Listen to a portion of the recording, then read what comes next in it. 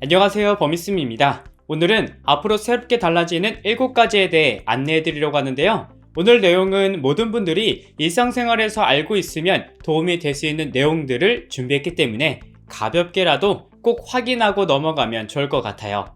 그럼 어떤 내용인지 바로 살펴볼게요. 첫째, 전자여권 출시. 12월 21일부터 여권이 새로 바뀌게 됩니다. 먼저 가장 큰 변화는 여권의 외형이 남색 표지로 새로 바뀌게 된다는 점이고, 다음 달부터 외교부가 보안성과 내구성을 강화한 차세대 전자여권 발급을 시작한다고 밝혔습니다. 그래서 이번에 새로 나오는 차세대 여권의 사증 면수는 기존 여권보다 10면 더 많은 58면으로 바뀌고, 개인정보가 담긴 부분의 경우는 내구성이 강한 폴리카보네이트 재질로 레이저 각인 방식이라 보안도 함께 강화됐다고 해요. 게다가 개인정보 유출을 막기 위해서 앞으로는 주민등록번호가 빠지고 여권 번호 체계도 새로 변경된다고 합니다. 이 외에도 새로 발급된 여권을 신청한 분들에게 우편으로 발송해주는 서비스도 운영될 예정이라고 하니까 여권을 바꾸셔야 하는 분들은 당장 바꾸지 마시고 이번 기회에 새로운 여권으로 교체하면 좋을 것 같습니다. 둘째, 초소형 몰래카메라 법 개정. 그동안 여러 몰래카메라 범죄가 끊이질 않고 있었습니다. 최근에는 그 형태도 알아볼 수 없도록 액자 카메라 또는 USB 카메라 등 정말 다양한 모양의 초소형 카메라가 제작되어 왔었는데요. 하지만 내년 1월부터 불법 촬영 등 예방을 위해서 초소형 특수 카메라의 품목 코드를 신설하고 관리할 계획이라고 합니다. 사실 그동안 초소형 카메라와 일반 디지털 카메라를 따로 구분하는 규정이 없었다고 해요.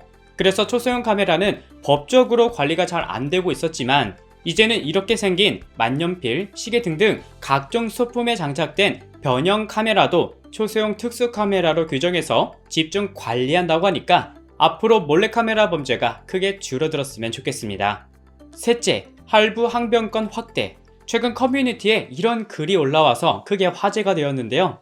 다이어트를 하기 위해서 헬스장을 방문해 1년짜리 이용권을 결제했는데 얼마 뒤 해당 업체가 폐업하고 사라지는 이른바 먹튀 피해를 봤다라는 글이 크게 이슈가 되었습니다. 사실 현금으로 지불하면 카드로 결제했을 때보다 좀 더 저렴하게 구입할 수 있다는 점을 악용해서 발생한 일이라고 하는데요. 이때 알아두면 좋은 규정이 할부 항변권이라는 거예요. 여기서 할부 항변권이 뭐냐면, 카드 할부로 결제한 뒤에 계약이 제대로 이루어지지 않았을 때 할부금 결제를 거부할 수 있는 권리라고 합니다. 그래서 해외 직구로 물건을 구입하는 분들의 경우도 배송 지연과 파손 사고 또는 업체가 갑자기 파산 및 폐업해서 서비스를 중단한 상황이 오더라도 이때 할부 항변권을 행사하면 남은 할부금을 내지 않아도 된다고 합니다. 물론 결제 기간이 3개월 이상 20만원 이상 계약일 때만 적용된다고는 하지만, 그래도 구제받을 수 있는 방법이 있다는 것을 꼭 기억해 두시면 언젠가 도움을 받을 수 있을 것 같아요. 넷째, 신고 포상제 중단. 휴대전화 불법 보조금을 신고하면 건당 100만원의 포상금을 받는 이동전화 신고 포상제가 11월 16일부터 중단되는데요. 신고 포상제 도입 이후 휴대전화 불법 지원금이 줄어들기는 했지만 포상금을 노리고 전업으로 신고를 일삼는 이른바 폰파라치로 인한 문제도 많았다고 합니다. 심지어 100만원의 포상금이 크다 보니 이를 양성하는 전문 학원까지 등장해서 이슈가 됐었는데요. 하지만 최근에는 인터넷으로도 핸드폰을 쉽게 구입할 수 있게 되었어요. 그래서 불법 보조금 지급이 매장에서 온라인으로 옮겨가면서 이제는 적발이 더 어려워졌기 때문에 결국 중단하기로 결정했지만, 오히려 불법 보조금이 다시 활개치는 것이 아니냐는 우려의 목소리도 나오고 있습니다. 이와 관련해서 이후에 어떻게 대처할지는 한번 지켜봐야 할 것 같아요. 다섯째, 지역가입자 건보료 인상. 11월부터 지역가입자의 건보료가 평균 6,754원 인상된다고 합니다. 건보료는 매년 11월부터 다음해 10월까지 1년 동안의 소득과 재산 자료가 반영이 돼서 보험료가 결정되는데요. 이번에 적용될 새 부과 기준에는 지역가입자의 지난해 소득 증가율과 올해 재산과표 증가율을 반영했기 때문에 지역가입자 세대당 6,754원이 오르고 11월부터 내년 10월까지 이를 적용시킨다고 합니다. 하지만 올해 집값 상승으로 인해서 공시가격이 크게 인상되었죠. 그래서 이 소식을 들은 지역 가입자의 불만이 나오고 있는 이유가요. 소득이 늘어서 소득으로 인한 건보료 인상이면 그런가 보다 라고 넘길 수 있지만 집값과 전세 가격이 폭등하면서 재산 건보료가 크게 올랐기 때문에 이를 반영한 건보료 인상에 대한 불만들이 현재 나오고 있습니다. 근데 정부도 이를 인지했는지 재산 공제 금액을 500만원 차감시켜준다고 하는데요.